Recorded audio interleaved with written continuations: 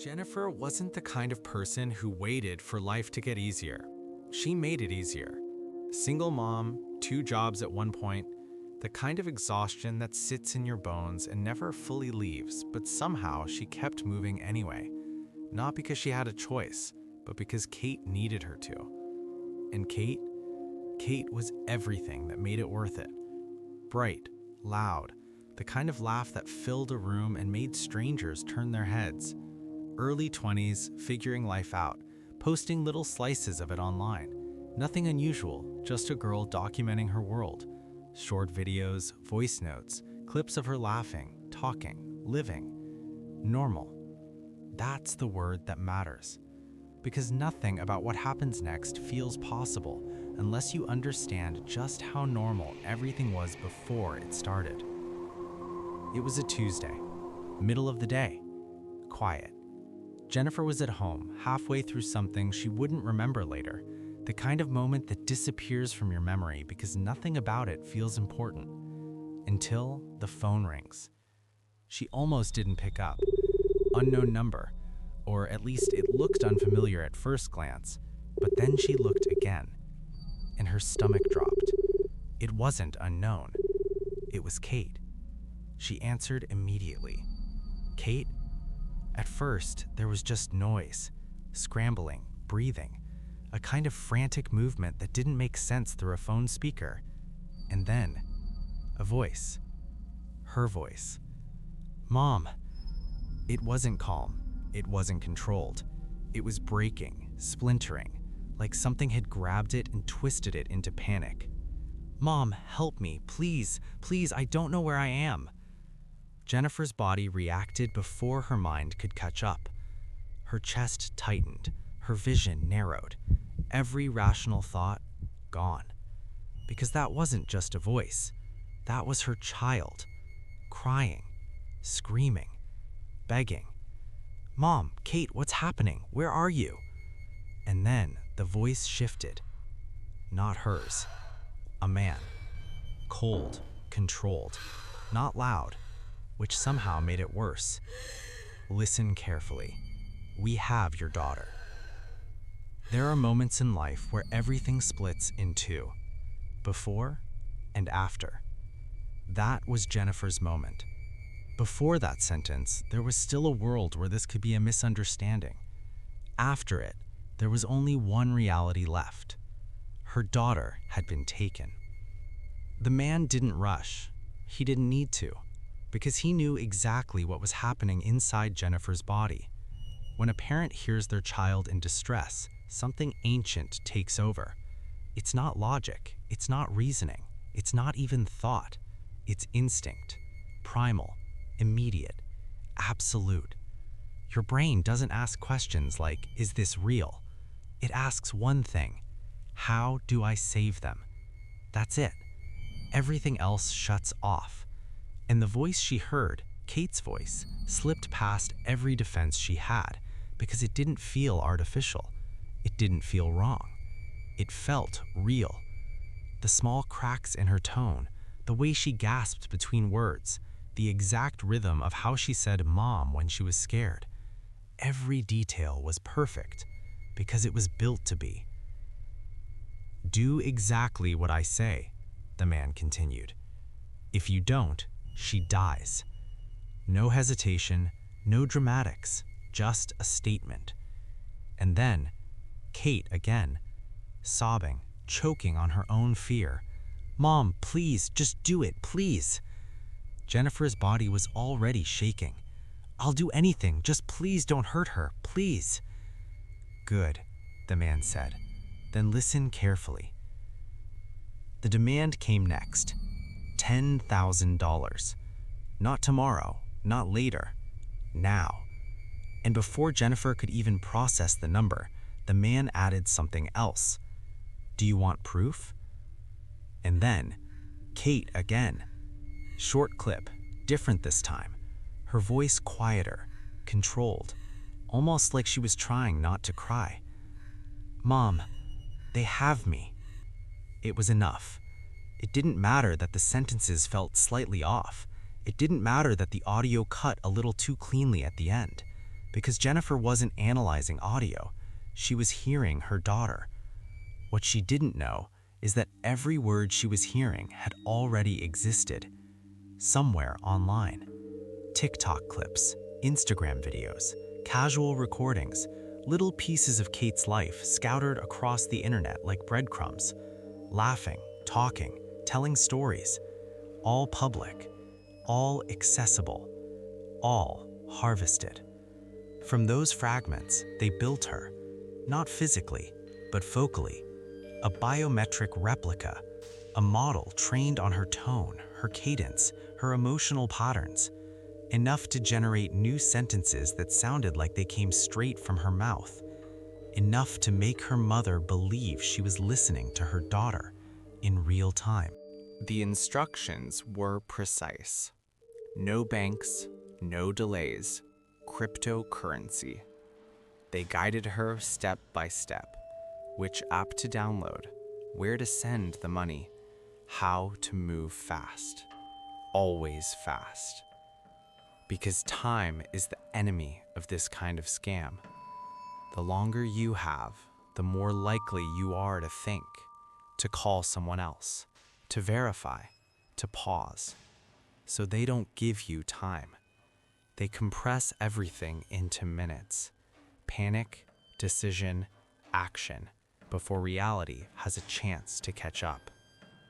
Jennifer's hands were shaking so badly she could barely type. She kept talking to them, begging, asking if Keith was okay.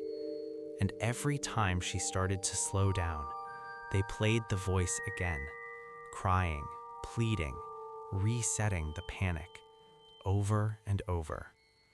And then it was done. The money was gone, transferred into a system designed to move faster than regret, irreversible, untraceable in that moment, gone. The call ended, just like that.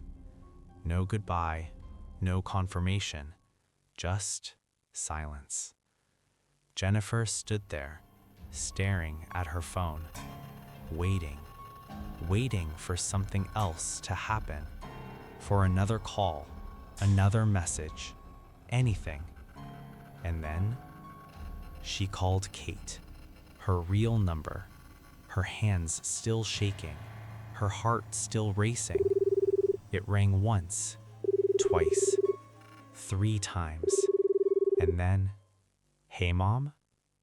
Normal, calm, safe.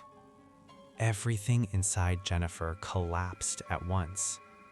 Relief didn't come gently, it crashed into her, followed immediately by something darker, something colder, because in that moment, she understood. Kate was never taken. The voice she heard was never her, but her body didn't care.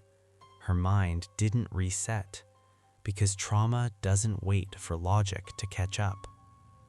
In the days that followed, the phone became something else. Every ring felt dangerous. Every unknown number carried weight, even familiar ones. Because now she knew, a voice could lie perfectly. They went to the police, sat across from people who had already heard this story before. Not the exact same names, not the exact same voices, but the same method, over and over. Different families, different cities, same script, same technology. Dozens of cases, all built on the same foundation. Your life already online, waiting to be used against you. There's a term for what Jennifer lives with now. Digital PTSD. It sounds clinical, detached, but it isn't. It's the moment your phone rings and your chest tightens before you even look at the screen. It's hearing your child's voice and wondering just for a second, is it really them? And that doubt, that hesitation, that fracture in something that used to feel certain, it doesn't go away. The technology that cloned Kate's voice isn't rare. It isn't experimental. It doesn't require a lab or a team of engineers. It requires minutes of audio. That's it. Minutes. From videos you've already posted, from clips you've already shared, from a life you thought was just normal. And it's getting better. Faster, cleaner, harder to detect. Which means the next time a phone rings and a voice on the other end sounds exactly like someone you love, crying, begging, saying your name the way only they do, you won't just hear it, you'll feel it. And in that moment, you won't be thinking about technology or scams or possibility. You'll be thinking one thing: how do I save them? And that is exactly what they're counting on. Back when I was 17, I made a decision that still messes with me to this day. It started with something stupid, something small. A friend of mine told me about a deep web marketplace called Dream Market. He used it to buy things like weed, Adderall, typical high school stuff. He even had a trusted dealer, sent me the link, told me it was safe. I made a purchase, but that wasn't the mistake. The mistake was staying. Because after that, I got curious. I kept browsing, and the deeper I went, the worse it got. Fake money, stolen identities, even weapons. It felt like I had opened a door I wasn't supposed to see behind, and instead of closing it, I kept walking forward. Eventually, I found a random link that led to a chat room. No name, no rules. Just usernames that looked like keyboard mashing and people posting what they were selling. Drugs, mostly, but something about it felt off. People started dropping random .onion links, so I clicked one. Black screen, white text at the top, home base. Below it, dozens of links. Most didn't load, dead pages, but a few did. One of them opened another chat room. This one was quieter, only 3 users online. No names I could understand, just strings of letters. Before I even typed anything, one of them sent a message. Yo. I responded, yo. He asked me what I was looking for. I said, I don't know, lol. He asked how I found the link. I told him. Then I asked if he had anything cool to show me, since it was my first time on the deep web. He replied, lol, and sent me a link. Nothing else. No explanation, no warning. I clicked it. The page took a while to load. First, a black background, then a small text box at the bottom, and finally, a video. It looked like a live stream, black and white, grainy, like something recorded on an old security camera. The room was dark. There was a chair in the center, and sitting in it, what looked like a mannequin. It didn't move, didn't blink, just sat there. I couldn't tell if it was real, or staged, or pre-recorded. Then suddenly, it moved. It jumped up and sprinted straight toward the camera. A loud, distorted scream blasted through my speakers. The face, it wasn't a mannequin. It was a person wearing a porcelain mask. And it got so close to the camera, the screen went completely black. I freaked out, closed the page, went back to the chat. I typed, "What the hell was that?" He replied, "Just keep watching, lol." And then he disappeared. I went back to the video, but it was gone. just a blank screen and that same text box. I tried typing. Nothing worked. Then suddenly, my browser closed on its own, and that's when I heard it. A voice from my speakers, deep, distorted, like someone trying to hide who they were. It said my first name, and then, "I have all your files." My stomach dropped. Then, my webcam turned on, and I saw myself on the screen, just staring back, frozen. I didn't think. I just slammed my laptop shut. The next day, I took it straight to Geek Squad. The guy told me whoever it was probably accessed basic system info, my username, maybe some files. He told me to factory reset everything, so I did. I got lucky. I didn't lose anything important, but I never went back, and I never will. Because whatever that was, it wasn't just a random video. It felt like someone was watching, waiting for someone dumb enough to click the link. This happened one winter night at my friend Luke's house. We had planned a sleepover since both of his parents were out of town for their anniversary. The house felt too quiet. You notice that kind of silence more when you're a kid. Every creak sounds louder. Every shadow feels deeper. It was probably around midnight when we got bored and decided to head downstairs to the unfinished basement where Luke's family computer was. The thing was ancient, huge, slow, loud. You had to wait forever for anything to load, but if you were patient enough, it worked. And one of the sites we kept going back to was Omegle. You'd get paired with random strangers on video, talk for a bit, skip, repeat. That was the whole point. We'd already gone through a few people that night. Nothing weird, nothing memorable. Just random faces, random conversations. Then Luke remembered something. Around that time, Omegle had added a feature where you could enter your interests and get matched with people who put in the same thing. So we thought it would be funny to type in the name of our town, just to see if we'd find someone nearby. We hit start and waited. The loading circle spun for a while, longer than usual. Then it stopped. You're now chatting with a random stranger, but their video was completely black. At first, we thought it was just lag. We leaned closer to the screen, turned up the brightness, squinted like that would somehow fix it. Still nothing, just black. Luke grabbed the keyboard and typed, "Hey dude, I think you forgot to turn on your webcam."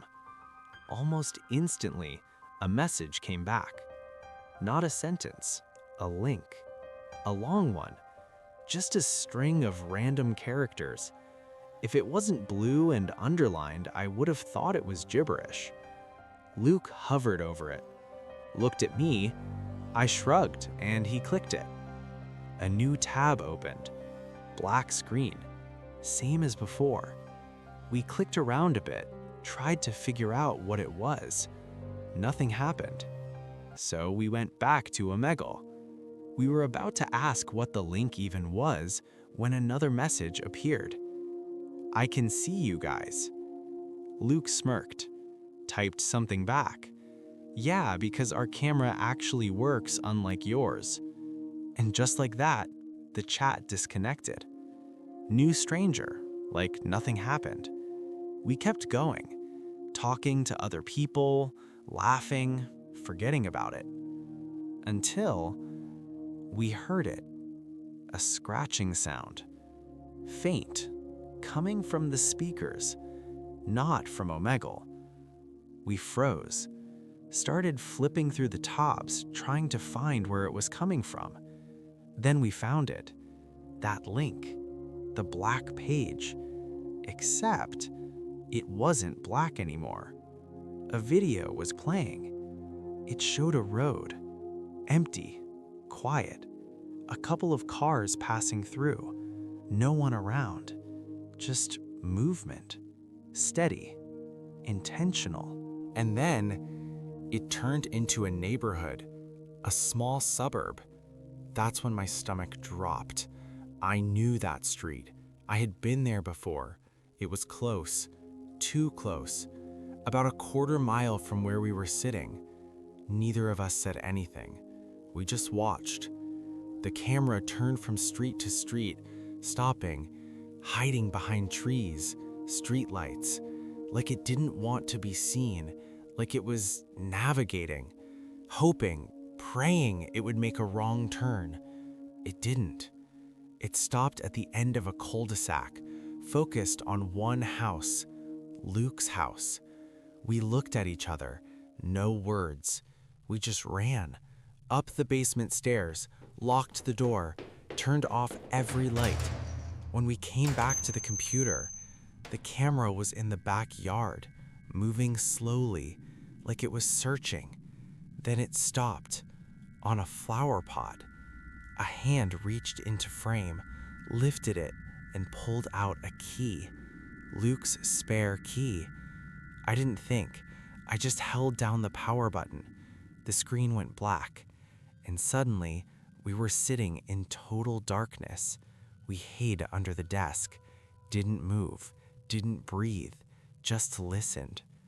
Then we heard it. The back door creaking open, upstairs. Slow, deliberate, heavy footsteps followed, walking through the house, above us. Every step felt closer, louder, like the floor itself was giving him away. We couldn't call anyone. The phone was upstairs, right where he was. This went on for, 10 minutes, maybe more. Time didn't feel real anymore. Then, the footsteps came right up to the basement door, stopped. The handle slowly turned until it hit the lock and stopped. Silence. Then, the footsteps walked away, faded, gone. We stayed there for another hour, too scared to move, too scared to even whisper, until finally we forced ourselves up, unlocked the door, and ran straight to the phone, called 911, tried to explain everything. Police showed up, searched the entire house, room by room, closet by closet. Nothing. No signs of forced entry, nothing stolen, nothing moved, except the spare key, still gone. Luke's parents came back. We told them everything, but I don't think they ever really understood what we saw that night, not fully. Maybe it sounded impossible. Maybe they didn't want to believe it. All they did was change the locks. But me and Luke, we never touched a random chat site again, not once, because somewhere out there is someone who doesn't just watch through the screen. They walk through your front door.